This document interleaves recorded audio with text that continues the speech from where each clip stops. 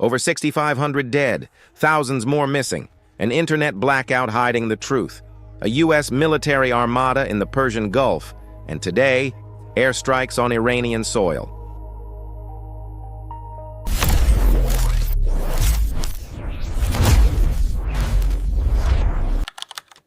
To understand the uprising, you have to understand the money, or rather, the lack of it.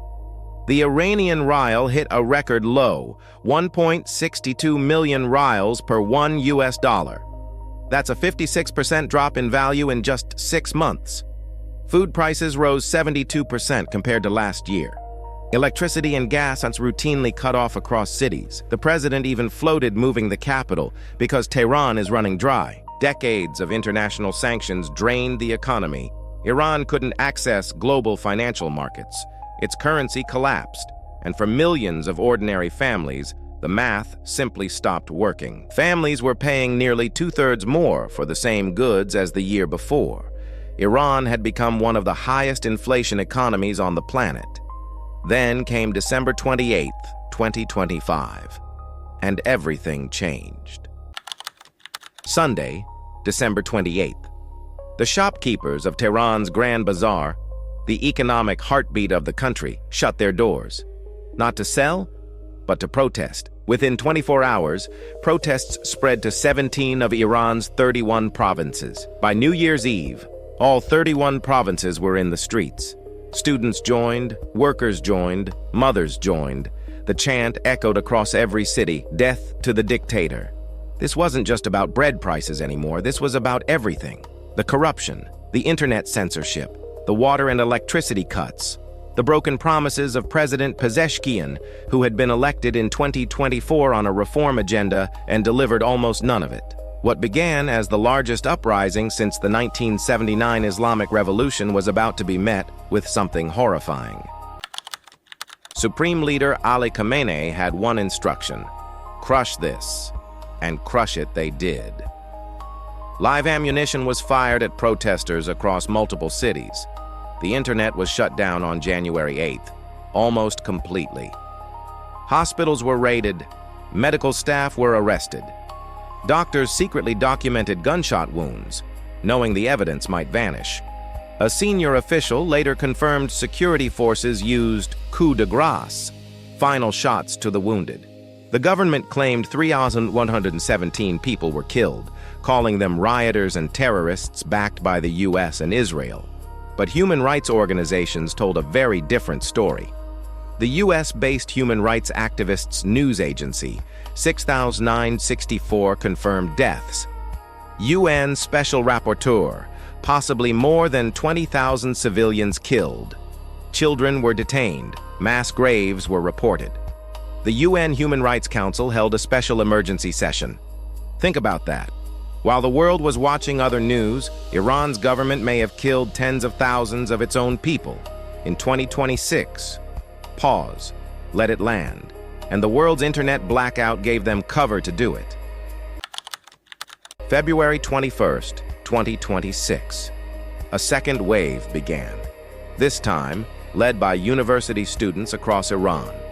For 5 consecutive days, campuses became command centers of resistance.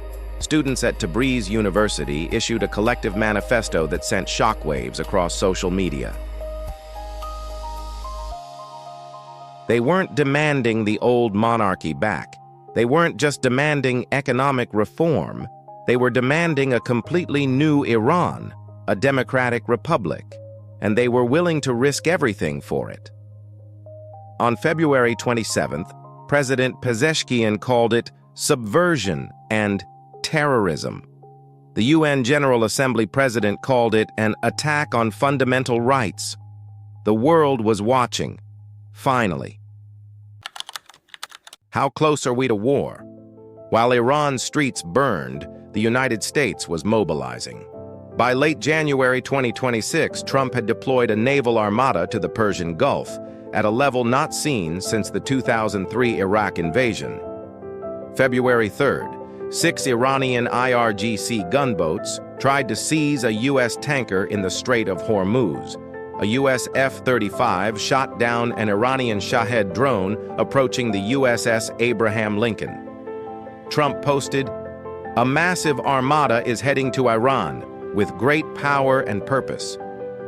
Trump declared, regime change would be the best thing that could happen. Diplomacy was tried. Special Envoy Steve Witkoff held indirect talks with Iran on February 17th. Trump was briefed. The window for a deal was narrowing. Then came today, February 28th, 2026. The United States and Israel conducted military strikes on Iran. The Middle East is holding its breath. Qatar has warned of severe consequences for the region. Iran's foreign minister says the military is prepared to defend. And the question on everyone's mind: what comes next? 3 possible futures. Scenario A, the regime survives. Security forces remain loyal. Protests are crushed. Khamenei consolidates power. Iran retreats from nuclear ambitions to avoid further strikes, but simmers internally for years. Scenario B, negotiated transition. International pressure, sanctions, and internal division push the regime toward a negotiated path. A transitional government forms. Democratic elections are promised. Uncertain, but possible. Scenario C, revolution. Military strikes weaken the IRGC. The second wave of protests ignites a full revolution. Opposition groups, divided and competing, attempt to form a unified leadership. Iran enters a period of unprecedented change and unprecedented chaos. History doesn't follow neat timelines. But one thing is clear. The Iran that existed before December 28, 2025 is gone. Something new is being born. Whether it's through bloodshed, diplomacy, or revolution, Iran will never be the same. If this video opened your eyes, share it. Because the people of Iran have had their internet shut off. The least we can do is make sure their story reaches the world.